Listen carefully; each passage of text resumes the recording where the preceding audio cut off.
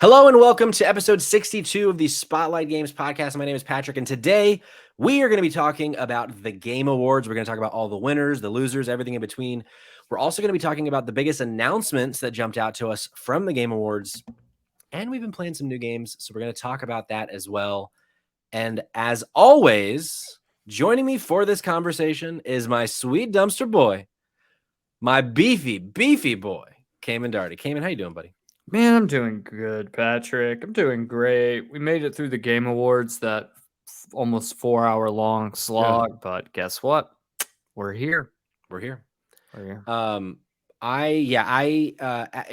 to talk all about the Game Awards. I wasn't able to watch, but I did go back. I wasn't able to watch live, but I was able to go back, watch through all of it. So I'm excited to talk all about it. But before we do any of that, Kamen, we have some housekeeping to discuss. Let's get this house in order because we have a lot of video game stuff to talk about, because this is the Spotlight Games podcast, where each week we spotlight the latest and the greatest in the world of video games. You can get it by subscribing to our YouTube channel at Spotlight Games Pod, or by searching for Spotlight Games in your favorite podcast app. And hey, you can be on the show by tuning in as we record live Tuesdays at 8 p.m. Eastern time on twitch.tv/Spotlight Games Pod, which is where we are right now. So be sure to follow us there so that you're notified when we go live, so you can be part of the conversation. Came in, it's Tuesday. It is indeed of December, which means we have a new episode of Trashmas out for Safe Trash Cinema. Tell the folks at home about all that jolly cheer they can get into this week.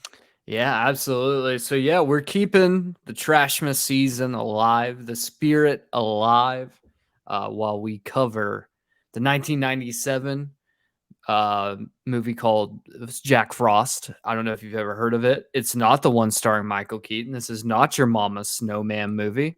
This is a very horny film about a killer mutant snowman who's a serial killer who's been turned into a snowman named Jack Frost. So I think I have a confession to make. I'm not on this episode.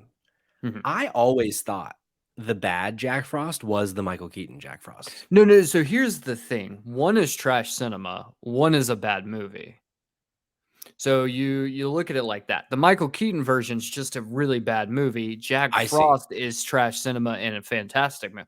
Okay, maybe not a fantastic movie, but it is a movie, and I love it. And the two people on the show loved it. And honestly, I think everyone who listens is going to love it. It's currently streaming on Tubi. So if you haven't listened yet and you do want to watch the movie beforehand, not only can you see Jack Frost on Tubi, but you can also see the sequel, Jack Frost 2, Return or Revenge of the Mutant, or the Killer Mutant Snowman.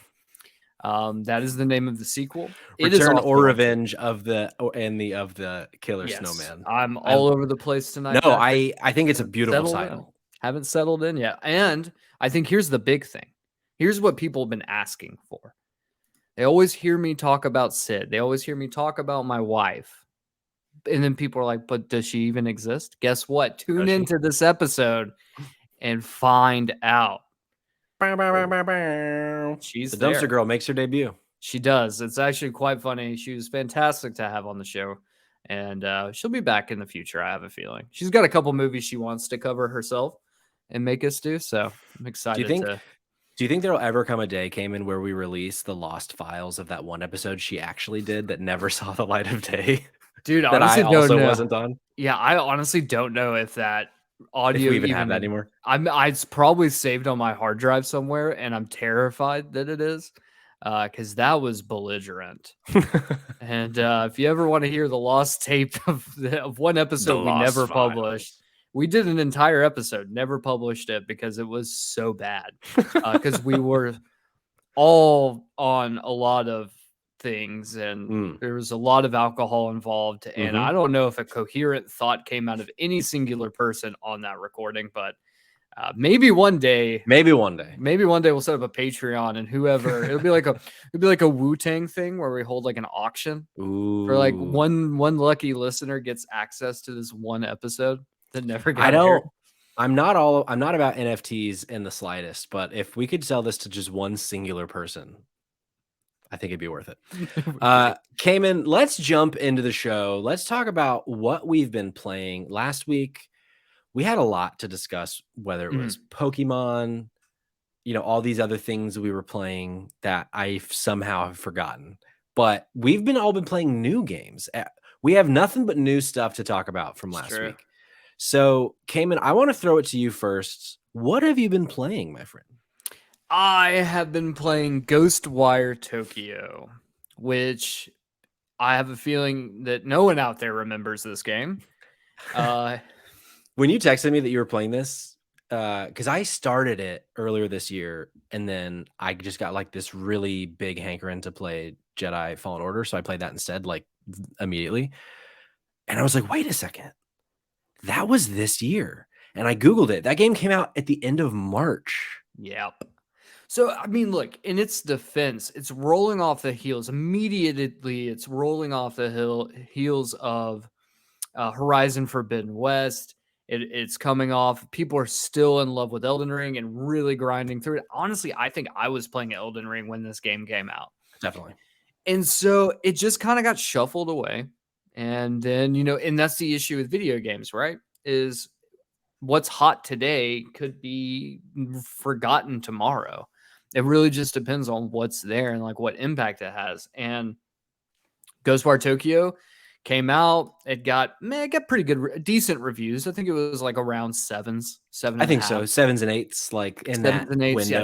Yeah, nothing. It wasn't bad enough that it got like a lot of media time because people were shitting on it. Right. But it wasn't good enough, especially coming immediately after Horizon and Elden Ring, for people to be like, oh my God, you have to play this game. So it just existed.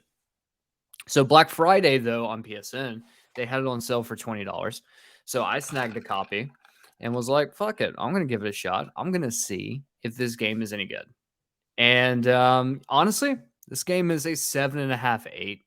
Yeah. Like, so here's the thing, like the combat in the game, I do not like. Okay. What is the style of it? It's first person, right? It's first person. You basically, so combat wise, you have a couple options. You have a wind option that's very rapid fire, does low damage. You have a water option, and this is all like hand sign stuff where you're like shooting. Oh, okay. So it's like magic, kind of. Yeah. You have a water option, and it's more of like a shotgun blast. So it does way more damage up close, but you really don't, because there's no, I don't know, really can dodge in this game. You have to like parry. And so like it's not really that practical. And then you have a fire option that's like shooting a rocket launcher. Does like crazy damage, but you only get like 6 shots before you have to refill, and you don't get a lot of like spirit energy to refill that. Okay. So, and then you have a bow and arrow. The bow and arrow, you rarely get ammunition for. It does a lot of damage, but it's really good for like when you're stealthing around. Like it's really nice to be able to use something like that. If you and like, what are you fighting? So you got this ghost magic, but what are you doing with? Like, you're fighting spirits. Interesting. Okay. So the premise of the game is it's set in Shibuya, and there's like a rapture of sorts. So there's this enemy called the Hanya, because he wears a Hanya mask, and he has stolen everyone's souls. At this point in the game, about 6 hours, a little over 6 hours in, I'm not 100% sure what the purpose of this is, or like what the purpose of the game is, or like story wise. Basically, you are going up against Hanya. You're trying to fight, take him down. You're trying to save your sister in the process. And you also have like a spirit that is inhabiting your body who's trying to assist you, because they're also trying to take him down. A little convoluted, but it's all right. The cool thing about the game, though, is that the exploration is fun. And that's what's keeping me hooked on this. There's really cool little side quests you can do that are all about like Japanese lore and yokai and like ghosts and Japanese demons and all these little things. So you're doing all these really cool, interesting, very folklore heavy side quests. They're very short and sweet. So you're doing that. At the same time, you're like, you'll go through, you'll be cleansing spirits, saving spirits. And I don't know. I mean, ultimately the game looks really good, and it's like a blend of horror and like sci-fi, but not really sci-fi. Honestly, it's like a blend of like action and horror together. Light on scares, but like really builds a really good atmosphere, which makes exploring a desolate Shibuya really cool. Yeah, because there's just piles of clothes laying around everywhere, and like everyone's gone. And the good thing about the combat is there's not much of it. Okay. So that's honestly been kind of the highlight for me, is like I'm really enjoying exploring this like completely empty Shibuya. And it's so cool to see like all these neon lights, and it's pitch black, and there's just street lights, and very spooky, great atmosphere. And there's not a lot of combat. So that part, which is like the big negative for me, is I'm not enjoying the combat. So the fact there's not a lot of it is actually maybe enjoy the game more. And a lot of collectibles and stuff. So I would say right now, like I'm still playing it. I don't know how long I'll last. Especially with the fact that when this episode releases on podcast, the Witcher update will be live. Yep. And that I am so fucking excited to play The Witcher again, because god damn, it looks so good. Yeah. So I think for me, like, look, this is a nice little carryover. I'm gonna keep putting time into it, and maybe something will latch on and I'll be like, oh hell yeah, I'm really into this. But as of right now, I'm gonna say, like, look, if your backlog is empty and you don't really have anything you really want to play right now because it's kind of empty, the seasons we're about to pick back up in January, February, but you're looking for something to play over the holidays, you got no backlog left, and you want to play something different, something a little spooky, I would say give it a shot. Like, you might really like it. But for me, like, I don't know, I think this is a good like holdover game until I play something more my speed. So Patrick, Sure. you on the other hand, Yes. have played way more than one game. Yes, I've been jumping. So why don't you tell the audience? Oh yeah. Scream into the abyss and tell us what you've been playing, Patrick. So I want to start with Forspoken. So at the Game Awards, they announced that available now, live now, buy now on PlayStation 5 specifically. Forspoken has a demo out. And Forspoken a year ago was like one of my most anticipated games. And like the more we've seen it, it just like I've kind of been losing a little bit of interest. But then this demo is out and I'm like, great. This is the moment of truth for me. Yeah. So I download this. I'm really excited to play it. And I am walking away from it almost, I don't want to say almost certainly, but I'm definitely like not as excited about this game as I once was, which is really unfortunate. And I'll tell you why. So I think for the most part, this game has a lot of potential. Granted, I played about 2.5 hours tops in this demo. It's pretty short. It's like a couple little missions and then like a big boss battle, and that's it. There's not a whole lot of story in it. It's very much just like, this is what the game feels like. It's very much like a tutorial with like a little bit of gameplay afterward. But there are two main things that happen in this demo that really kind of killed my excitement. Mm-hmm. One, the combat is just not very fun. Mm-hmm. And two, the protagonist is so annoying, Kamen. Yeah. It's one of these protagonists where like every 5 seconds, like if you're changing your magic or you're doing anything, she is commenting on literally everything. Like, so the main version of combat, it's magic based, similar to Ghostwire, it sounds like, honestly, but it's a third-person action game. You have two like trees of magic, essentially. One of the trees is melee, where like you conjure this like fire sword and you're like swinging this fire sword. And there are like a couple different versions of the fire sword. You can like just get like fire fists. You can get like a bigger sword. So I mean, essentially, it's like you have a sword, but it presents itself as magic.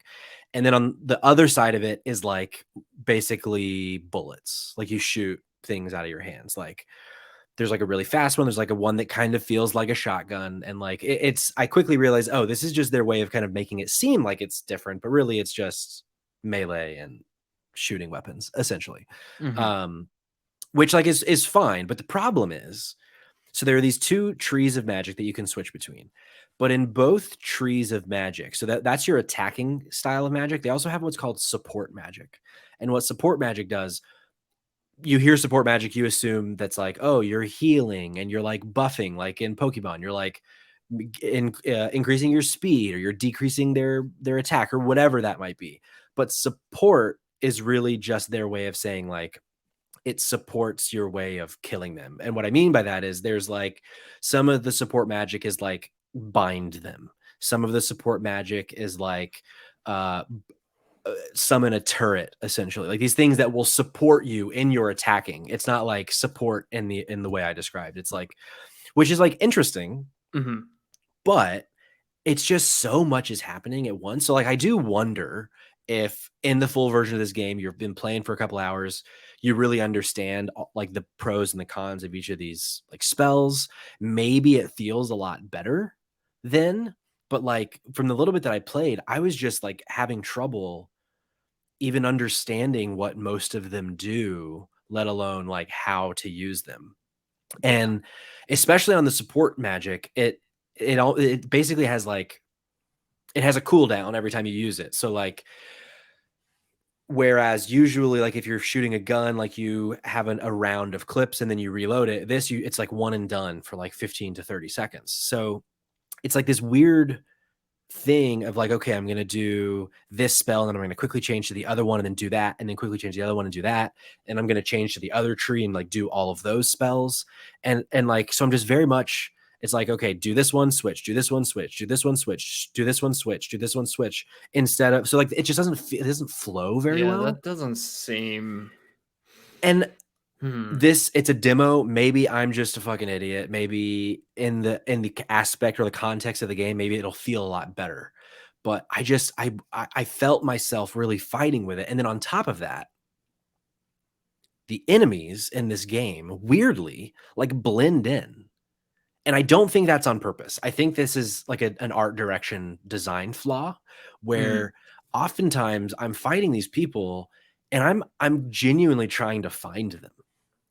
But they're like 5 feet in front of me. I'm like, I don't know if it's just my shitty eyes or if it's just designed poorly, but I'm like, I'm getting hit from these directions and I'm looking in the direction I'm getting hit and I don't see where you are. And like, I get closer, and once they're like right up on me, I'm like, oh, there you are.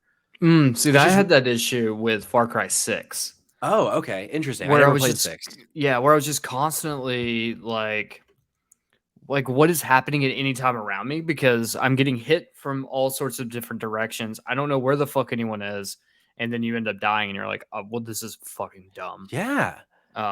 It's That's bizarre. So here's my question, and yeah, I opted to put more time into Ghostwire Tokyo instead of the Forspoken demo, though I do have it downloaded, so I can give it a shot to see what I think. But do you think the game releases in February? It's December. Do you think that this could potentially be like a beta build? That it could be. This isn't ambivalent of the entire game. Do you think that it's like that there's going to be a moment where it's like, here's like like feedback, like we're taking feedback in on things that we can fix. We've got a couple months to still make that happen. And do you think this game gets delayed again? Well, so I hope that it's the first one. And I think the reason that you might be right that it's the first one and is that you don't really see demos much anymore, right? Yeah, like, no, 100%. So I almost feel like maybe this is their version of a beta because they've been getting feedback in like their playtests and things just haven't been working super well. Potentially, this is all conjecture. So maybe them releasing this is their way of being like, hey, let's hear from the people and see what they think. And if the feedback is just resoundingly negative, I bet they let it cook for a little bit.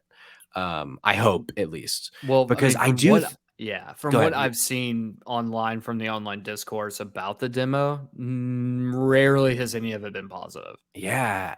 And so I think there is so much potential. Like, I think the world seems really cool. Yeah.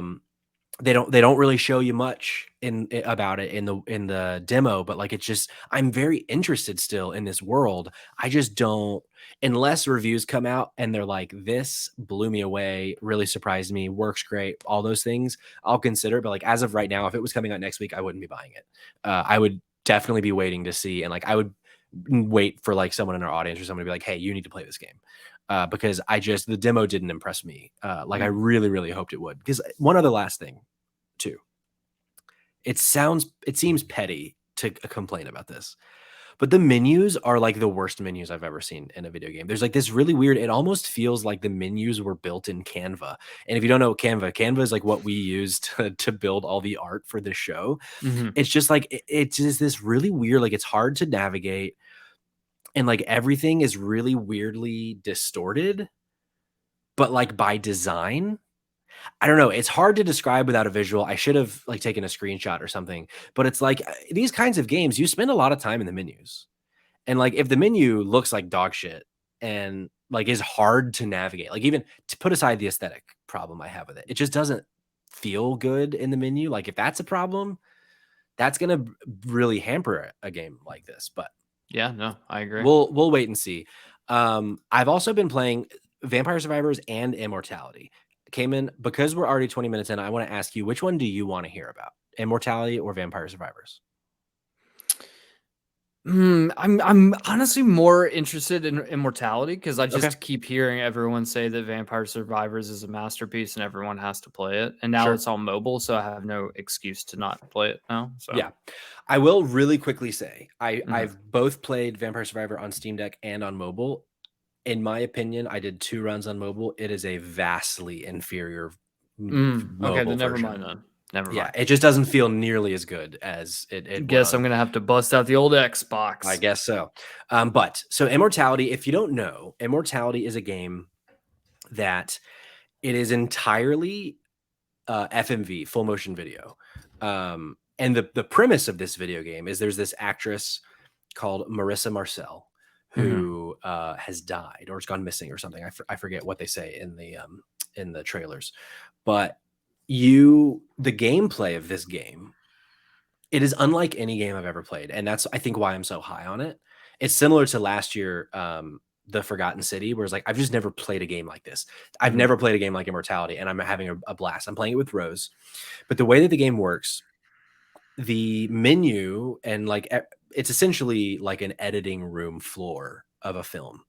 So it starts off, it gives you this clip. It's like an interview clip, Johnny Carson style, where this actress is talking to an interviewer. And the clips can vary from 5 seconds to 5 minutes. And it gives you full control. You can go like frame by frame. You can fast forward, rewind. And as you go through, you can pause at any moment and click on most things on the frame. And when you click on those things, it'll take you to a new clip. And so essentially what you're doing is you're going clip to clip and like piecing together this story and trying to figure out what happened. And the cool thing about it is it takes place, there's like 3 different time periods. There's like a movie in what feels like the 60s, there's a movie in like the 70s, and there's a movie like in the 90s. And it's the same actress that's in all these 3 movies. And like, I don't want to get spoilery at all, honestly, because there are things like I still don't even really understand about the story. Like we haven't uncovered all of the things, but there have been like revelations that we have had while playing this game of like game mechanics specifically that have blown my mind. We're playing this game and we're going through these clips and we're like jumping from clip to clip, and we realize there's like a new thing you can do that it doesn't tell you can do. And it's happened multiple times. And it's just this like sense of wonder that we have, like, oh, wow. So now we need to go back and like look at all of the clips that we've seen so far and see if we can like figure out this other thing. And like, it's so much so to the point where like I have a notebook out and I'm taking notes. Oh, wow. Like this game, it's so cool. And it's like, I'm interacting with it in a way I've never interacted with any video game before. And that, I think, for some, I mean, I've been playing video games for 30 years almost. 25, let's say. I probably didn't start playing until I was like 5 or 6. And to say, like, to experience something that I've never experienced before, but like truly, like that, not like, oh, God of War is unlike anything I've ever played because of how good it is. Like, I've never played a game like this. And that's just a really, like, maybe that's part of the reason why I'm so high on it. But it's currently on Game Pass. It's also on mobile, apparently, because it's published by Netflix, I believe, so you can play it on a phone. But I would definitely recommend doing it on a console if you can. I don't remember. I meant to look right before. I don't remember if it's on PlayStation. It might be, but it's definitely on Game Pass. That's how we're playing it. You know, it's interesting that you posit this game in that light. I think the only time maybe the last time I had that moment where I was playing a game and I was like, this is unlike anything I've ever played Don't you do it. before. Bulletstorm. You son of a bitch. I got him again. Got him. Got him again. You know, if what you say is true, Kamen, if that is a true sentiment, I will play Bulletstorm at some point. Bulletstorm's it's just so dumb. It's such a dumb fucking game, man. I love it so much. Yeah. It's so short though, and it's on PlayStation Plus right now. Just sure. I mean, I don't have an excuse. Play it. I don't have an excuse. But with Immortality, if go watch a trailer. Just go to YouTube, Immortality game. Watch a trailer, see if it grabs you. If it grabs you, don't look up anything, just play the game. If it doesn't, well, fuck me, I guess. I'll just go jump off a bridge. But right now, it's not going to be my game of the year, but it very well could be top 5, like strongly. If it continues down this path that Rose and I are having. Because yeah, it's really cool. I definitely recommend checking it out. Well, Kamen? That's exciting. Yes, Patrick. Yeah. Immortality is one of many games that were featured at this year's Game Awards that were the last Thursday as of release. Kamen, you and I and John, if he's in the chat, we haven't seen him in the chat yet, but if he's in the chat, a few weeks ago, we made some predictions of who was going to win all the various Game Awards. I've done the impossible. I've gone back. I've gotten all of our predictions, put them together, compiled them. We're going to go through, we're going to talk about the winners and reveal who got the most points, who got the most things right. Kamen, what do you think? Any predictions on the prediction results? I honestly, I want to say that I won, but I don't know that. So well, we're going to find out. So way we'll do this, we'll just go through, read the category, read the winner. And if we want to talk about the winner at all, we can. If not, we move on. How does that sound? Sounds fantastic. First award, Best Adaptation, went to the Netflix series Arcane, which everyone on the panel predicted. So that was 1 point for us all, which I think was the easy answer. If it wasn't that, it was going to be Uncharted, right, Kamen? Soundbite that shit. Soundbite it. Most anticipated game, Legend of Zelda Tears of the Kingdom. Tears. Again, all of us said that, which again, like, come on. Easy. Which did they say? Honestly, I should have listened when they said the title. What did they say? Did you listen? I did. I as Jeff Keighley said it, I was like, oh yeah, we still don't know if it's Tears or Tears. He said Tears.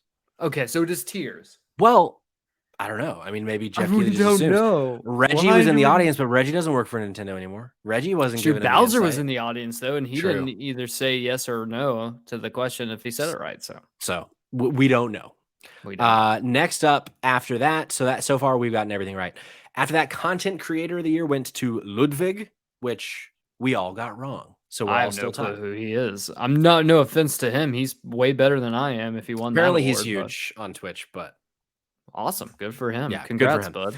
bud. Multiplayer Game of the Year went to. I was surprised by this one, and I think all of us would be because we were all wrong. Splatoon 3 came. Yeah.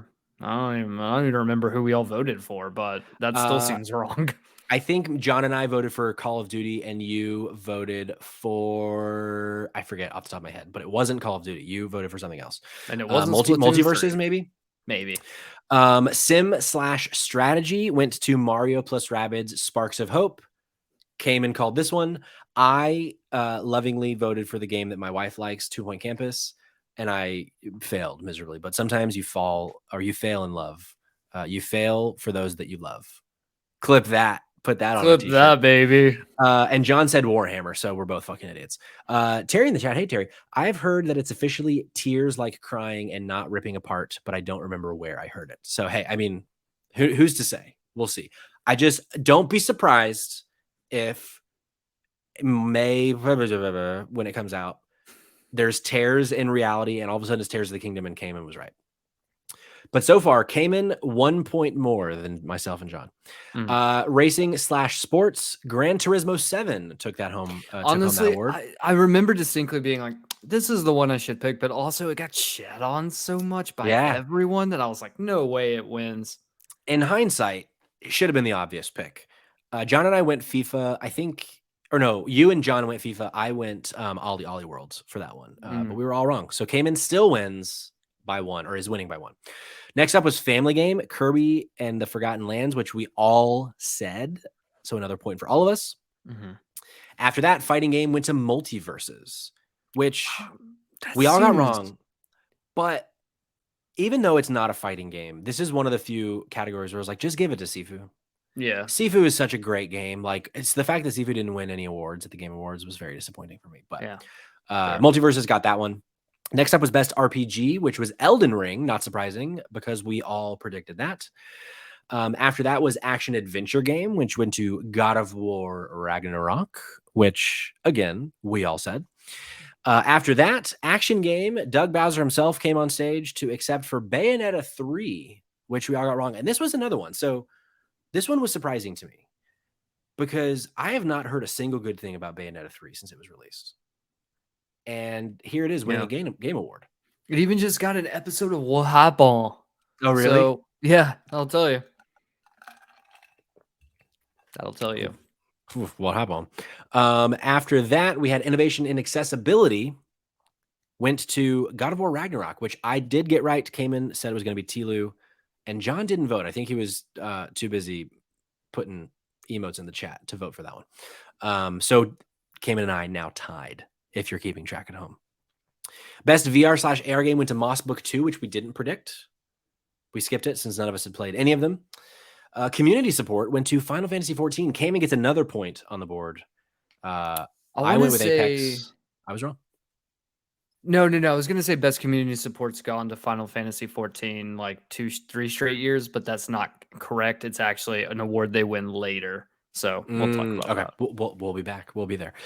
Best mobile game, we all correctly predicted Marvel Snap. Did you hear Greg Miller when they announced that screaming from the audience? No, I didn't. It's like, you know exactly who it is, because his voice is so distinct, and it's just him so goddamn loud. whooping in the background. It was awesome. That's funny. I need to go back and watch that, because I didn't hear that. But I was kind of scrubbing through at times.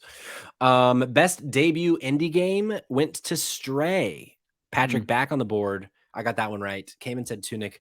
John and Handsome Tony, the only category that Handsome Tony voted for, said Vampire Survivors, and they were fucking dead wrong. So get the fuck out of here. After that, best indie game also went to Stray, which Patrick and John predicted. Kamen, unfortunately, predicted Cult of the Lamb, which I took a shot, man. I took a shot in the dark. Took a shot in the dark. Best ongoing game, which is I think the category you were just mentioning, went to Final Fantasy 14, which Kamen got right, Patrick got wrong, John got wrong. So Kamen starting to pull ahead here a little bit. Games for Impact went to As Dusk Falls, which I got right, Kamen got wrong. But like, this category is weird. Yeah, I didn't even know any of those games, and honestly didn't even know As Dusk Falls was a game that you played, actually. I did, yeah. But like, there is nothing about that game that I think impacts like the social conversation other than like, don't rob people. But like, I think we're taught that at like the age of 4 to not rob people. That's fair. Anyway, but yeah, As Dusk Falls got that. Best performance, which in hindsight, shocked that we all got wrong. Yeah, as Christopher Judge. Yeah, I was hoping that Sonny Suljic was going to win, because like, I think he was incredible as Atreus. But then again, looking back on it now and knowing that like Christopher Judge didn't win, that when God of War 2018 came out, like, it was his time to shine, and he fucked the awards up, which was pretty fucking awesome. So shout out to Christopher Judge. You're a fucking baller, dude. That was so funny. So last Thursday, as I mentioned last week, I was at Katie and Elliot's wedding. Congratulations again. I love you both. Great wedding, by the way. 10 out of 10. And you were texting me during, and you were like, dude, Christopher Judge won for best performance like half an hour ago, and he's still talking. And I thought you were just like, oh, it's probably going to be like a 4-minute speech. I am watching it on Sunday when we got home, or when I got home from a trip I went on this weekend. And I'm going and I'm watching, and I'm like, this dude was not fucking lying. Christopher Judge was on stage for like 13 minutes.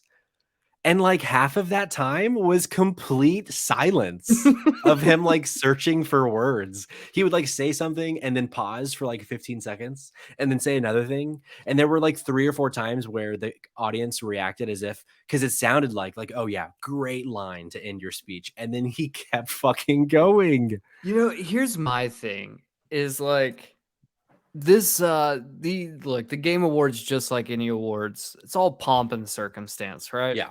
Uh-huh. So the fact that Christopher Judge gets up there with the very first award they give out in the main show, a majority of these that we've already covered were announced during the pre-show awards, which is stupid that it happens, whatever. And this motherfucker steps up on stage, drops in, I'm not even kidding when I say this, a 9.5-minute long award speech. It was half of him just being like, they played him off stage, and by the time it was done, I was like, because halfway through, I was like, I'm starting to feel real awkward right now. Like this is continuing to go. But then by the time we hit like the 9-minute mark, I was like, honestly, dude, keep going. Yeah. Just shut this whole fucking thing down. Who gives a flying fuck? But because that's the thing, like when he was saying things, I thought what he was saying was really captivating. Yeah. It in between him saying things, he would pause for 2 minutes. It also was funny. To do his speech. I know, right? Right afterward, because there was this thing going on during the Game Awards. Every minute, Valve was giving away a Steam Deck, and Jeff Keighley comes on stage. He's like, "Well, I forget the exact wording, but he made a comment about how they're giving away a lot more Steam Decks than they thought." And then I will say he kept making jokes about it all night. And I was like, poor Christopher Judge, like, leave him alone. Like, we don't need to keep picking on him. Yeah, what do you only show up once a year to do this awards? Get out of here, bro. Also, tickets for next year. Yeah. If we could get a couple of those, please, that'd be great. So let's see, where were we? Christopher Judge. Yeah. So, right. So we were all wrong on that. Next up was best audio design, which was God of War Ragnarok, which Kamen got right. So another point for Kamen. After that was score for God of War Ragnarok, which you and I got correct. And John, unfortunately, said A Plague Tale Requiem. Fucking. I mean, it was a good score. Just Bear McCreary's score was just outrageous. Yeah. After that was art direction, which this is one of those ones, like in hindsight, I'm like, really? I didn't say Elden Ring, like knowing how, but you did, and you got the point. So I'm noticing a trend, Kamen. You're pulling ahead late here. Yeah, I said Stray, and John said Scorn, which if Scorn won, I would have fucking quit this podcast. After that was best narrative, which we all said would be God of War Ragnarok. And then the next two biggins came in. Elden Ring, which I was shocked that I got this right for best game direction. And you said God of War Ragnarok, and then John said Stray. But then the big one of the night, Elden Ring wins Game of the Year, which you predicted, and I said would be God of War Ragnarok. So you texted me, and you were like, I told you. And I really remembered you saying God of War for both. I thought we both said God of War for both, but I was fucking wrong. And with that, the final tally came in. John, he didn't participate the whole time, but he got a respectable 8 points, 8 correct predictions. I had 13 and you had 14. So reigning champ of the Game Awards. Dumpster boy Kamen Darty. 2 years running. I do want to point out, it's very important to point out that I literally platinumed Elden Ring 100% out of spite. I beat Elden Ring out of spite. I got the platinum just to be like, hey, you fucking nerds, a normie like me can platinum this game. Eat my butt. Eat it. I don't know what else to say. Also, Flute Guy, like if you skip everything from the Game Awards, which totally fine, I probably would do the same outside of just some of the trailers, because it was a very boring show for a good portion. It was just very much lost all momentum by like an hour mark into it. Watch the orchestra play for the Game of the Year. Oh man. One, it's always incredible, and it's worth like paying tribute. These people put in a lot of time and energy and like put on an incredible performance. However, this year's different. This year we have Flute Guy. And Flute Guy, I'm not to say this, but Flute Guy is the only reason any of us have to live anymore. Yeah. Once he's done, he retires, then we all kill ourselves. Again, like Kamen texting me during the Game Awards, like there's this fucking guy on the flute and he's incredible. I cannot wait for you to see him. And I was like, how can a guy on a flute be this captivating? I'm watching, which like you kind of mentioned, the Game of the Year or the Game Awards orchestra playing for the Game of the Year award is always so fucking hype. Like it is so awesome listening to like the full orchestra playing all of the themes and like the way they kind of like connect them. And it's always so good. But this year was different. And you were again spot on. Flute Guy was incredible. There was a moment, I think it was during one of the first two numbers where they showed him cut away, cut back, cut away, and cut back. And every time he was playing a different instrument. Yes, he played like 4 or 5 different versions of apparently he makes his own instruments. Of course, and these are like these flutes aren't like normal flutes. They're like custom design that he builds himself. So they have like specific sounds that a normal flute could not provide. Also, at the end, they like get done. He stands up. Everyone else is sitting down, like clapping. Like he stands up. He is screaming at the top of his lungs. He's fist pumping in the air. He's losing his goddamn mind. He looks back at the drummer, who's also hype as shit. And they're fucking like fist pumping at each other. Like these dudes carried the entire performance on their backs. Honestly, every time I see an orchestra perform, if people aren't giving the same energy that Flute Guy and Drum Man did, I'm gonna fucking lose it on this orchestra because it was honestly incredible. And honestly, more orchestras need to do that. Truly, like be more hype, guys.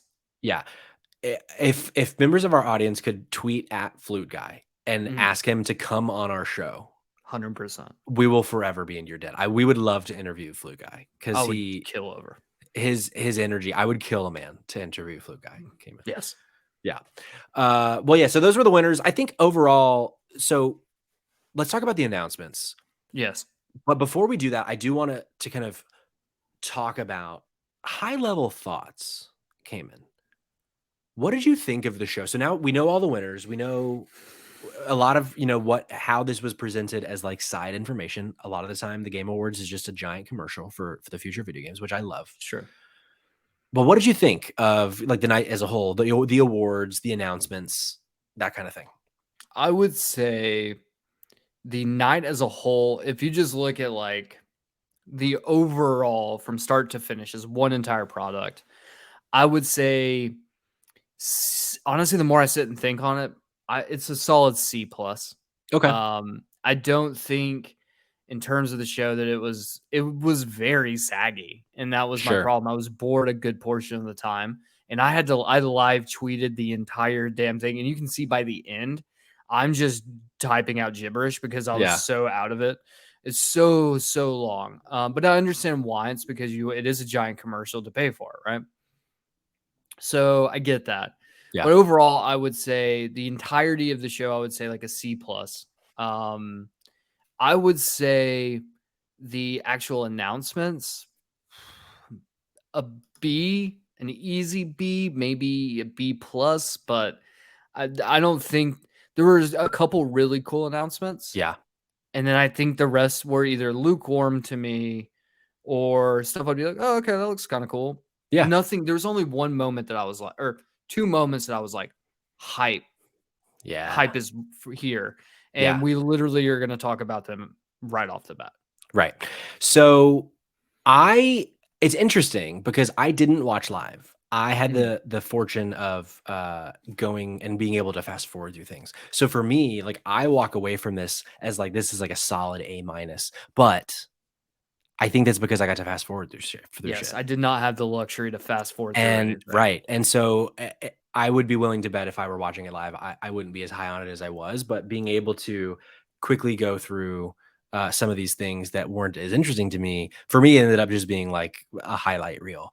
So it's a little unfair for me to give it a true score. But John asks a question, which I also want to discuss before we really jump into all the announcements. Where was Hollow Knight Silksong? Last time we saw Hollow Knight Silksong was at an Xbox showcase. Where the fuck was Xbox? That's a real good question. They had several commercials about Game Pass and just Game Pass. There were almost as many commercials for Callisto Protocol, which there were a fuck ton of, as there were for just Game Pass. However, the difference was there were no game announcements at all. Yeah. And like to clarify, because we said like offhand, like, oh, the Game Awards is like one giant commercial because so many things are announced. It's live streamed on Twitch, and they take their own commercial break. So like, okay, we're going to be right back. And then they have like pre-cut advertisements essentially that instead of it being fucking bullshit political ads, it's like one of 4 commercials that they showed all night, which one of the main ones was Game Pass. So like very different than the rest of the evening. Like it very much felt like, oh, hey, here's games that you can get on Game Pass now. Like there was nothing like new about it. And I didn't notice this until you texted me. You were like, have you seen this op-ed at IGN, which was scathing. But I'm floored that Xbox was not there at all. Like they didn't talk about a single thing. Which like makes me wonder, do you think they're going to have like a showcase soon? Do you think like they just don't have shit to talk about? Do you think that they were trying to be quiet for the FTC because all that shit that's going on? Like, what do you think? I think that there's a lot to it. I think that on one hand, I think Xbox is, well, I think to your point, right? I do think that they're trying to be very quiet about the FTC investigation. And if they come out with all sorts of like, here's an announcement, here's another game, at like the video game's biggest night of the year, then I think that looks poorly on them because they're trying to play themselves as this like sad little puppy who's like, we're just trying real hard to compete. Yeah. Like you are almost double the size in terms of net value that Sony is. You're not some sad little puppy. Sure. But this makes them seem like, well, look, Sony announced, 5 different games. So like, what about us? Like, we're not doing that. But then here's the thing to that is like, who fucking cares? I can just rewind 6 months to the Xbox showcase where that's all you guys did would talk about how you have 1 billion games coming out. And all of these are coming out in the next 12 months. Exactly. So I don't put as much credence in that. Yeah. The other part of me is like, well, maybe they just don't want to announce a bunch of shit because they want to do their own big thing and it's just solely focused on them. But then I'm also like, then why didn't you just announce one game or talk about the only game they talked about was Diablo, but they didn't even mention Xbox during. Yeah. Like they weren't even included. And I don't want to get off topic. I really do think that having this conversation about the FTC investigation needs to be talked about in a much bigger scale. Yeah. But like that to me was really big that like they didn't even put their name. That it was that's like, a good this point. is coming to Game Pass day one. Like they didn't even fucking say that. So I do think that there is a part of it is like they're just trying to lay low on that one. They're doing a horrible, well, they're not doing a horrible, they are doing a bad job. Activision Blizzard is doing a horrendous job getting this to go through. Yeah. They are the ones that if this deal doesn't work, this is going to be on them. But that's a conversation for later. Yeah. So ultimately, though, sorry, Patrick. I was going to say we've kind of beat around the bush a little bit. Something that we haven't talked about on this show yet is that the FTC has now sued Activision Blizzard / Microsoft about this acquisition, saying that it infringes on the fucking Monopoly Act or whatever the fuck. So they're trying to block it. They're saying like, hey, this is not good for consumers. So that happened like a week ago. Pretty huge news. It just we haven't talked about it on the show yet for obvious reasons. And so that's what all that FTC stuff that we kind of slightly mentioned in that. But yeah, I don't know. It's really weird that we didn't see them. It's a bad look. And Phil Spencer was there too. Yeah, and we saw him a ton. Like they would turn to him a lot. Like in the, like at the Oscars, they show fucking Brad Pitt. You know what was interesting? You know who wasn't there? Anyone from Sony. Well, I mean, there's probably Sony people there, but like there was no Jim Ryan, no Shuhei, no one that you would be, because they were like, oh, and here comes Doug Bowser from Nintendo, and over here is Phil Spencer from Xbox, and here's Reggie who used to be with Nintendo. That's it. Goodbye. I mean, there was also a lot of more people there, but Like when they announced Yeah, like that's Sony not being there was like, that's weird. But then Sony turned around later in the show and was like, oh, hey guys, yeah, we have exclusive rights to Final Fantasy 16. Yeah. And let me tell you, this game's gonna fuck. And this game's Yeah. gonna fuck real good. Well, let's go into announcements. So let's talk about that one first. So Final Fantasy 16 got a trailer, and so you're in on 16, Kamen? Dude, this game looks fucking unreal. It Like looked good. I'm already like I love Final Fantasy. Like I really enjoy the series. This game though, like I'm more curious now. Like not that is it going to be any good because that's not a concern for me. My question is this going to be M-rated? Oh, Dude, I because think this shit definitely. looks dark as fuck. I think But it this definitely game, is going to be M-rated. dude, just every time they would like cut to like a new thing, I was just like, what is happening and why am and it's coming in June. And it's coming in June. Yeah, we got that release date. And I feel like so often these days games get delayed. I don't know that this one's going to get delayed. I think No, I might I don't think make so. a bet that this one is definitely going to hit in June, because honestly June kind of feels a little late to me. Is I think the reason why I say that. But yeah, that was a big one. We also got we're kind of going backwards here. But we're starting at the end for this one. Armored Core fucking 6 got announced. If you don't know Armored Core is the first series that From Software, who did Game of the Award winning game Elden Ring, Dark Souls, Demon Souls, all those, back in the PS2 era. It's like a giant, it's like Gundam. It's like a mech fighting game, essentially. And there have been a lot of rumors, Kamen, a lot of rumors about old Armored Core, and it happened. How excited are you about Armored Core 6? So Fires of Rubicon. Fun fact, first game I ever played on the PlayStation 2 was Armored Core because it came bundled with my PlayStation. And my parents didn't give me any other games because they got me a PlayStation for Christmas. And that was literally the only Christmas present I got that year. Sure. I grew up very poor. So like that was fine with me. It was super exciting. So I played Armored Core like so much. Yeah. The game is very difficult. So hard. It's one of the few PS2 games that I played a lot as a kid because my neighbor had it, and we always thought it was really cool, but we couldn't fucking play it because it was so hard. It was so hard, but like just the so, and this is I think going to be really cool because Armored Core is not a franchise like Dark Souls or Demon Souls or whatever. And or even like Sekiro, right? Like it is so different than anything you've ever like played before. It's so weird. I'm very excited to see how like the Souls fans, like how they interact with it, because truth be told, like this is not a game for Souls people. Not at all. It's so different. It's very difficult. It has a difficulty level to it, but this is so different. So different. And like I'm really excited to see, I don't know offhand when the last one came out, but like they have released at the very least, like maybe they released one. Okay, so then likely they've not made one since Demon Souls. They've made so many games that are held in such high regard since then. A lot of, I mean, 9s, 10s, Game of the Years, like multiple Game of the Year award winners. What things have they learned that they can use to improve Armored Core? That's what gets me the most excited. So they've already said this will not be open world. This will be the original missions only. It's going back, so it's not even a reboot. Like it still takes place. So they're essentially just being like, fuck you guys. If you don't know anything about Armored Core, this is probably not the place to start, but fuck it. I'd love that they also just, it's 6. Like they did, it's not like a reboot. It's just, this is another Armored Core. They're just like, this is Armored Core 6. And if you've never played one before, guess what? You're going to start at 6 because I don't even know if it's physically possible to play these games unless you own an old console.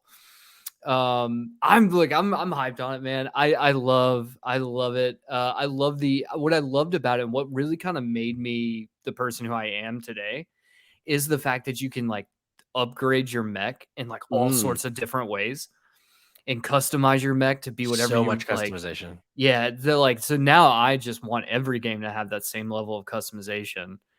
and Oh yeah. not every game does that, so that pisses me off. So, like, but this is why, it's because of Armored Core. So, like, I'm very excited about it, and it's coming in 2023. So I know. Tony makes a great point. Who doesn't love mechs? Like true. this game, we have not gotten a lot of this style game in a long time, Oh and I no, think that not at it's all. gonna like this is the kind of game that doesn't normally speak to me, and I mean I'm gonna wait and see, but just like on novelty alone, like we haven't had this game in so long, like I'm super excited to see what this turns The one into. thing I will say, Say it. just expect the UI is going to be absolute batshit crazy. Absolute batshit crazy. The UI is going to wreck your brain in ways that you don't like. And the menus are going to be so absurd. Like the menus in Elden Ring are already so hard to understand. Adding in a bunch of mechs to that, oh boy, it's going to be a mess. It's like what it's known for is like just dog shit UI that makes Yeah. you hurt Oh inside boy. because like nothing makes sense. Kamen, we also got. I think this is I think the announcement that I'm the most excited about. I lost my shit when this came out because I immediately was like, Patrick is not seeing this happen live in real time, and like I feel for Oh you. man, I really wish I had. But even just like getting the text, I remember where I was when you texted me. And we were sitting down for dinner, and I just like I'm like, oh my god, Hades 2. So exciting. Like I kind of can't believe that they're doing it and that we're already going to be getting it next. Or did it say 23 or 24? I don't think we got a release date for We didn't it. get a date. Okay, because they did say that it's going to be doing early access first. Oh, come on with these fucking YouTube cards. I can't see bullshit. I can't see shit. Yeah, if someone in the chat, if you could double check that for us. But like the first Hades, when it came out in early access on PC for like several months before it came to consoles. So that's like a little bit of a bummer because I think they have said it's going to follow that same path where it's going to come early access on PC first.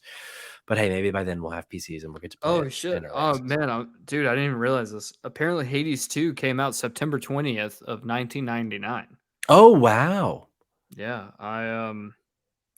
that's what it says on the old Google. How about that? It's been out for over 20 years and we are just now talking about it. I really now want to know what the fuck this is. What that Hades 2 is. Yeah, what is this? Someone in the great. chat help me out here. That's funny. But yeah, Hades 2 could not be more excited for that. And like here's the thing, Kamen. Yes, sir. You gave the Game Awards a C- or C+, you said. Yeah. The fact that the Game Awards could announce things like Armored Core and Hades at all, I think is so awesome that the Game Awards, because at the very least, I think we can agree that the Game Awards have gotten better every year. They've trimmed fat. They've like the announcements seem to get bigger every year for the most part. Would you agree with that or not? Yeah, I would. Maybe not heartily. Here's the thing is I think maybe if this was a couple of years ago, I'd be like, yes, I agree that this is it. But we no longer have E3 anymore. Sure. We'll get the oft PlayStation Direct. We'll get the fucking Xbox Showcase. We'll get a Nintendo Direct. Like we'll get those every once in a while. And sometimes they drop really big announcements in those. But like this has now become like the E3 where we do get huge game announcements. Like this is where they happen now. And don't get me wrong, like there's some big ones here. Well, there's 3, I think, in particular that are really big. The rest, I think, are like there's like one cool announcement, but it's from a new studio with a lot of talent from big studios, right?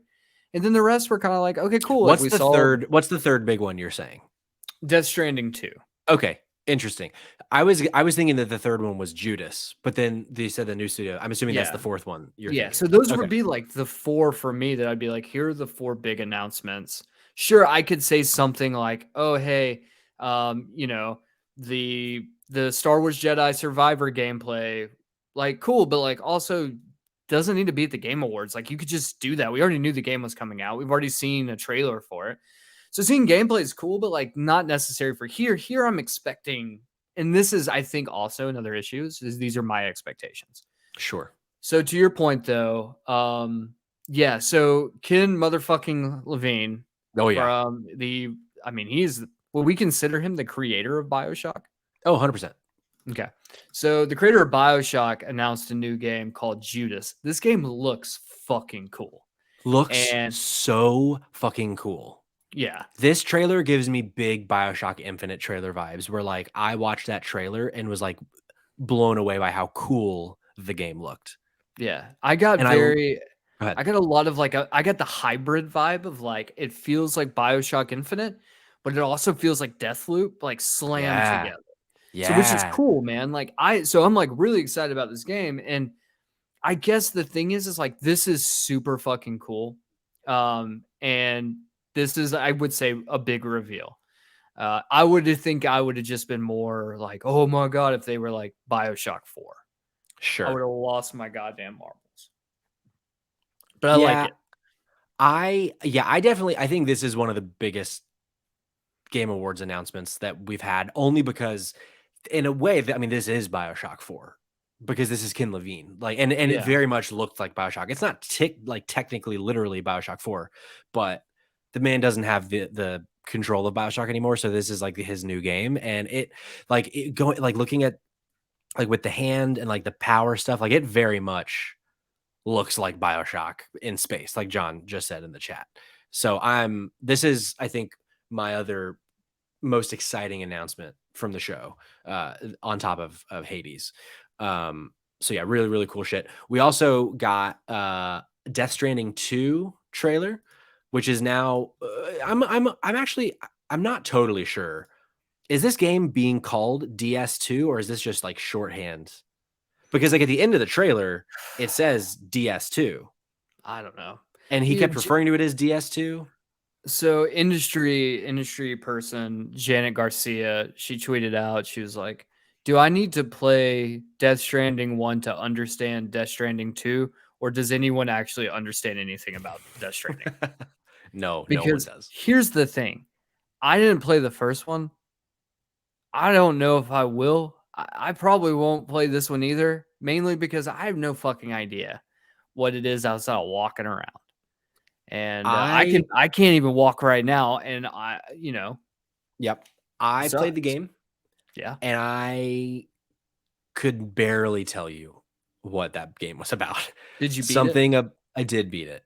And you Something about like the United States, like post-apocalyptic, and like all the roads were broken and like didn't work anymore. So like you had to like build roads and like deliver packages for people. And there was this baby, and the rain would like make time reverse or something, or like it go faster.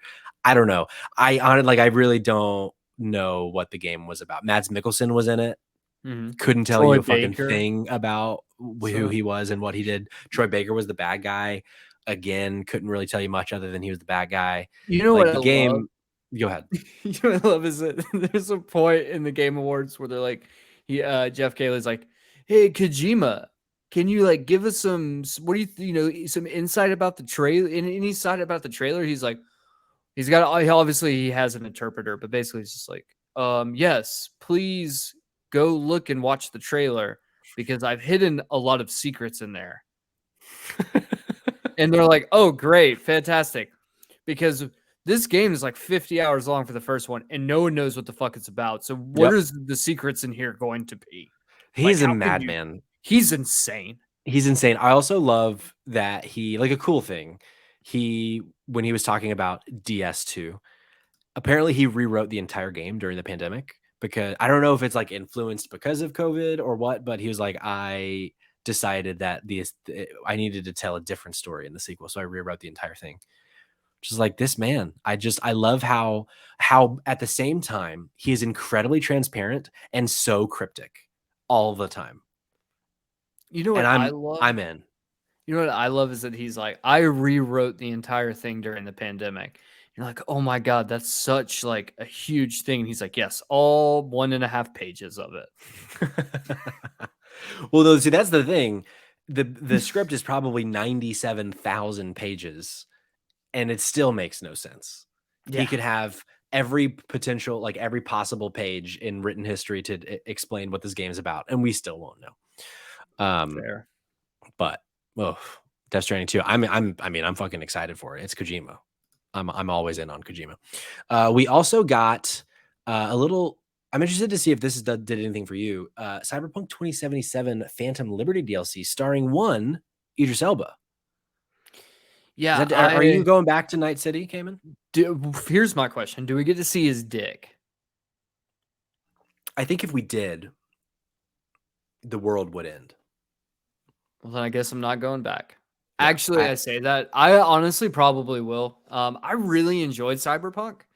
And I played it in its like still somewhat broken mess of a shit show it was, and I still enjoyed it. So like I do want to go back and play it now with like the next gen patch. I think Idris Elba being in there is really cool. So like that's fun. I don't know. Yeah, like, yeah. I mean, sure. This might bring me back. Probably not though. But what if we get to see his dick? I mean, if we see his dick, I'm definitely platinuming in the game for sure, like without a doubt. Maybe that's how you see it, is by platinuming the game with the new DLC. They email it. PlayStation emails you. Congrats on beating Cyberpunk. Here's a picture of Idris Elba's dick. Could be. Kamen, you talked about it a little bit earlier. You didn't seem very impressed, apparently. Fucking only Jedi Survivor gameplay reveal is at the Game Awards.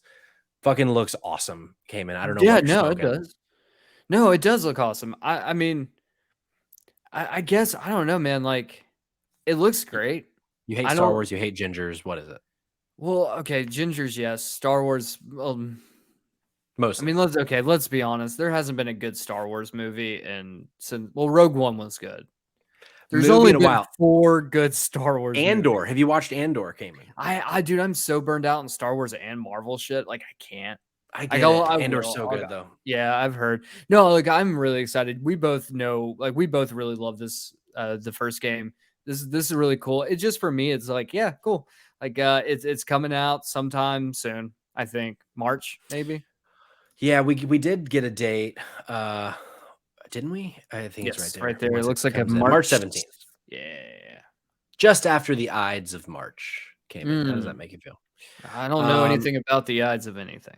It's just the middle of March. Diablo 4, which you mentioned earlier, coming June 2023. Yeah, this is gonna be. I know you're excited for that.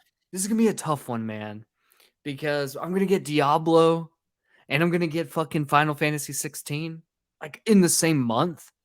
Unfair. I really hope one. I hope so, because I don't have the time, energy, patience, or money. To do this. Doesn't Diablo like famously always get delayed a bunch?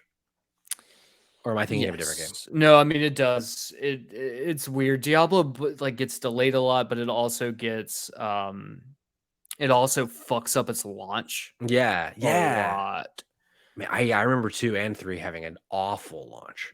Yeah, Diablo 3 in particular has like one of the most notoriously hated launches of like any game.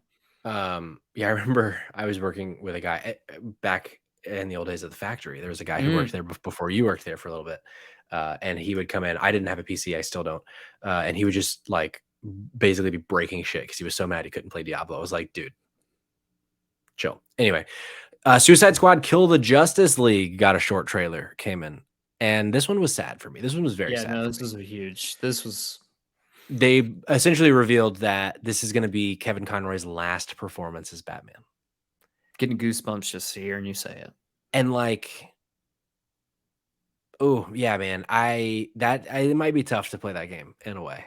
Yeah, especially knowing like the context of the game, that like all the Justice League is like being taken over by whoever the fuck. So like, we're gonna be trying to kill Batman. You know what I love? You know what I love though is that Rocksteady has built this world in which Batman is fucking invincible, right? Sure.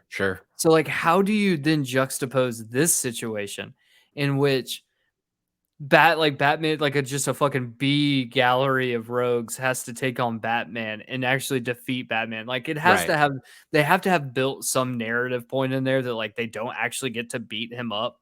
Hopefully like, something happens that like, because he can't, like, you know, how do you do it? Doesn't matter. Either way, you are correct. That is it was sad. It was really sad.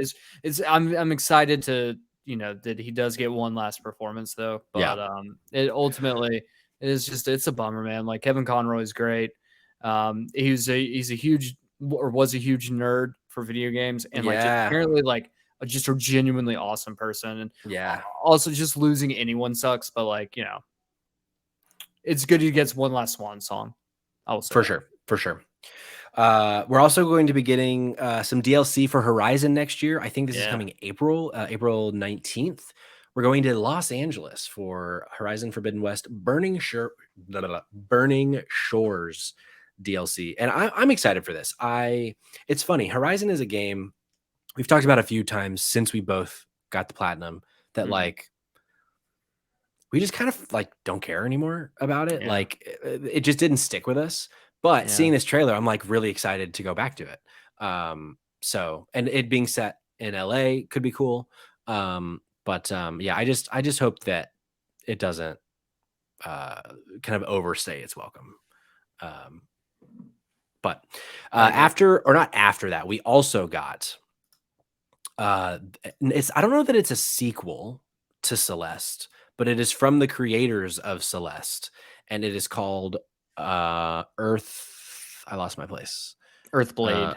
Earthblade coming in 2024, and it looks really cool. Did this trailer pop for you at all? I'm not a big side-scrolling platformer person. So this doesn't do much for me, but I know that Celeste is both celebrated for its gameplay and its story, and I think that's great. And I'm very excited that people who love this game get more of this game. Yeah. I'm unsure if it is like a direct sequel, but it looks similar. Like it has that side-scrolly platformy look. And yeah, I loved Celeste. It was one of my favorite games of that year, 2018, I believe. But so yeah, I'm excited about that. We also got John popping off in the chat, also excited because Celeste was awesome. I think we opened the show with this, or it was one of the first ones if it wasn't the opener. Hellboy: World of Weird, I think is how you would pronounce WYRD. But I'm sorry, I'm sorry. What the fuck did you just say, Patrick? World of Weird. I don't know. Is it Wired? Oh, I thought you were saying you couldn't say Hellboy correctly. Oh. I was like, what are you talking about? No. The subtitle is World of WYRD, which I assume is weird. It's a play on word. But yeah, it is. Yeah. Okay. But no, dude, I like this actually. This looks awesome.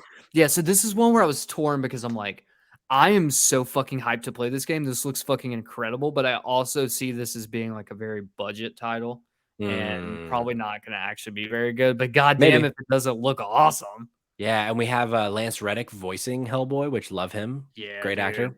So yeah, I'm excited about that one. Or Web of Weird, not World of Weird. Web of Weird. But yeah, no date, so who knows when that one's gonna come out. We also, one of the weirdest moments of the night, Michael Madsen comes on stage. Okay. In my defense, this game actually looks cool as shit. Does it though? It does, dude. This is, but then again, you got to remember, I also sure you like trash. Shitty games. Yeah. So it stars Michael Madsen, Danny Glover, Kim Basinger, Danny Trejo, Michael Rooker, Chuck Norris, and Vanilla Ice. With maybe the worst video game title I've ever heard, Crime Boss Rockay City. Okay, yeah. The title sounds terrible. And awful title. Yeah. But what a weird... And also, there's a person named Damien Poitier, which I assume is like the son or something of Sidney Poitier. It's a very specific last name. It is a very maybe not. Specific last name. But really, really weird. Like, because here's the thing. I should have known that you would be all about this game. It looks like a PS2 game. Like, I know, man. The graphics of this game, like, why does Michael Madsen look like Michael Madsen from 2004 on a video game instead of 2022? But yeah, I'm interested to see more of it. It's gonna suck. Also, this game looks cool as shit. I do love the vibe of it. Like I take umbrage with you saying this looks like a PS2 game. This looks like a PS3 game, Patrick. Get the generation right. Sure. No, yeah, that's on me. You're right. You know what they should bring back? Speaking of PS3 and Xbox 360, Army of Two. Oh yeah, dude, I love those games. Michael Madsen and Danny Glover as Army of Two. I would play the fuck. I love Michael Madsen though. So But you hate Danny Glover? Is that what you're saying? Also, Danny Glover's character name is Gloves in this game, which I thought was really funny. Okay, just a few more that we want to talk about. Transformers Reactive was announced, and so you texted me. You were like, "They just announced a Transformers game," and I remember you telling me that. And I'm watching this trailer, and then the title comes up that it's a Transformers game. I'm like, "What the fuck? How is this a Transformers game?" No fucking idea. No fucking idea. I'm interested to see more of it, but I think it's going to be like an online kind of game, which we know I don't fuck with that as much. But we also got a cool looking third person action game called Banishers: Ghosts of New Eden. Did this trailer do anything for you, Kamen? Honestly, I don't really even remember this. So most of it was like these two people like chatting, but then at the Oh end yeah, of it, this is from Don't Nod, right? yeah, Don't Nod and Focus Entertainment. Yeah, And then dude, we got this like I don't really know what's going on here. We only see like 15 seconds of gameplay, but it looks pretty cool. Yeah, no, look, Don't Nod making an action RPG, because that was like a heavy emphasis on action and RPG. Yeah. And Don't Nod notoriously being almost like a walking sim. Yeah. Because yeah, they did well, let's see, what else did they do? They did why is it not showing on their Wikipedia? They did Vampire, The Awesome Adventures of Captain Spirit, and Life is Strange 2. That's right. So yeah, they've not really done like a ton of games in this style, but so it looks cool, but it says end of 2023. That game's not coming in 2023. That game is coming late 2024, probably.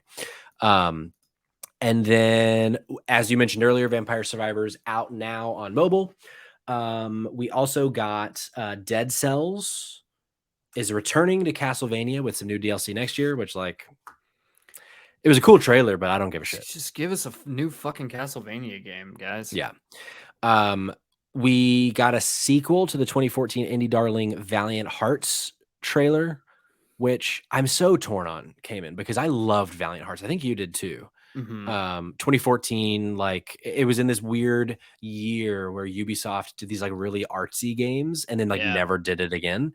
And the reason I'm torn is because this is a mobile exclusive being published by Netflix.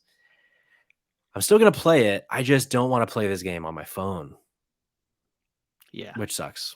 But and then finally, Kamen, we're going to close out with how the Game Awards closed out, which was really fucking weird, where this weirdo kid comes on stage during the Elden Ring Game of the Year acceptance speech and is like awkwardly shuffling around behind them. And then they finish their speeches and he comes up and grabs the mic and is really awkward and has this weird accent happening and thanks everybody that's there, and then decides or dedicates his Game of the Year win for Elden Ring, this 15-year-old child who did not work on this game. He snuck on stage. He dedicated his award to his Orthodox rabbi, Bill Clinton. Okay. In the moment, because I'm watching this live, I'm in Discord. I'm messaging over good old Liz McLean, right? I was like, who the fuck is this kid? She's like, I have no fucking idea. It was so weird. And then like he starts saying, and like they didn't cut his mic off. And by the time we got to Bill Clinton, they just were like, everything was fading to black on the screen. They were like, oh, yeah. fuck. They realized they fucked up. So here's a couple of things. Apparently Jason Schreier spoke with him. Yeah. There's some stuff here. So one, he has been seen on InfoWars. He apparently does, like, he is a child activist who was doing some sort of activist shit for Hong Kong, and then ends up on InfoWars as like a young conservative, faces of the young conservative party or some shit like that. He is very Jewish, and Jason Schreier makes a good point to like comment on the fact that like he asked him multiple questions in Hebrew and he was able to respond back to him in Hebrew as well. It was like, he is not, because a lot of people were like, oh, this is some anti-Semitic shit because that's just how the world is right now. So people were like, that's obviously what he's saying is all these things. And the kid was talking to Jason Schreier and was like, no, I am Jewish. And like Jason Schreier was like, I can confirm this. And then he was like, apparently the reason that he stated that he said Bill Clinton was because Bill Clinton is his hero. So there's a lot of things to unpack here, but yeah, it was. Oy vey. I'm more interested to know what they're doing security wise for next year more than I care about like this kid, like Yeah, this I poor saw kid, man. someone was tweeting at Warrior64, who shares a lot of news and stuff on Twitter, and they were like, "Hey, I was talking to this guy, like he was messaging me like minutes before he went on stage, and like here's the receipts, and like looking at them like they were legit." And this kid, he did it just because he was like, "I'm gonna see if I can do it," and he did it, and it worked, and fucking insane. I legitimately thought, and it's so great because there's now no pictures. There's no pictures of Miyazaki winning the award for Game of the Year without this kid's face behind him. That's so. And honestly, I have to say kudos to this kid because I really think he did that out of spite.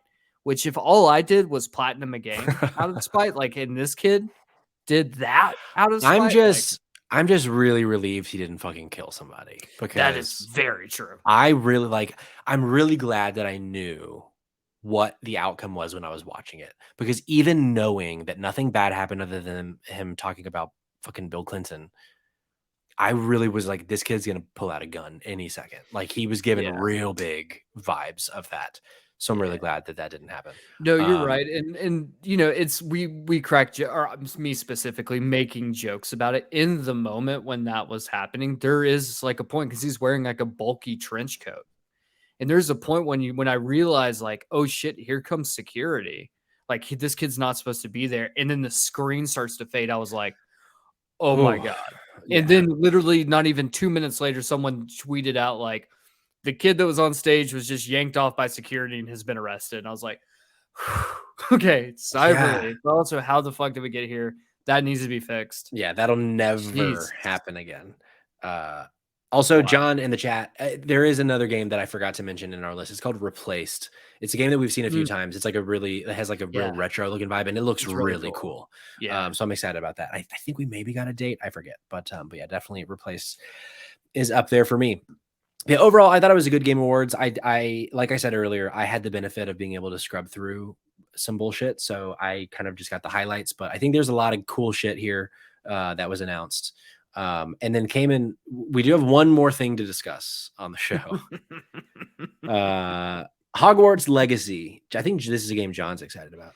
Hogwarts Legacy has been delayed again, but only the last gen versions.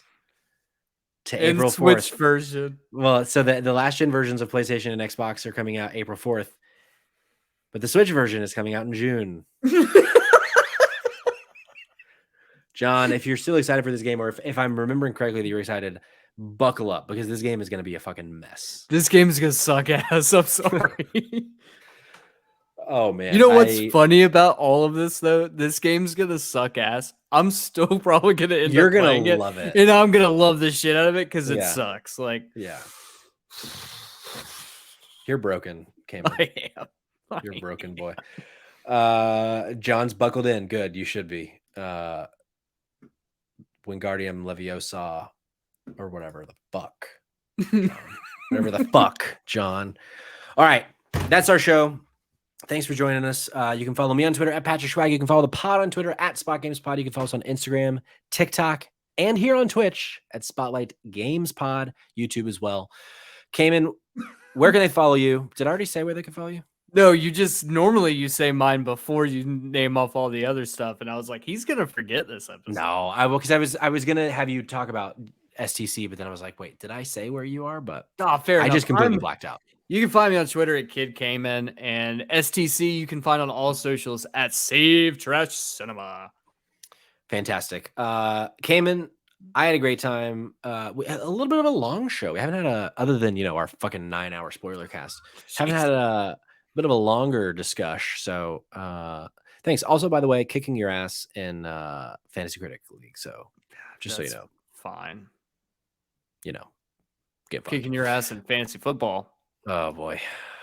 Yeah, it's true. I almost didn't make it in the playoffs, but I squeaked by on a technicality of points for. I mean, it's the official tiebreaker, but all right. Until next week, Kamen.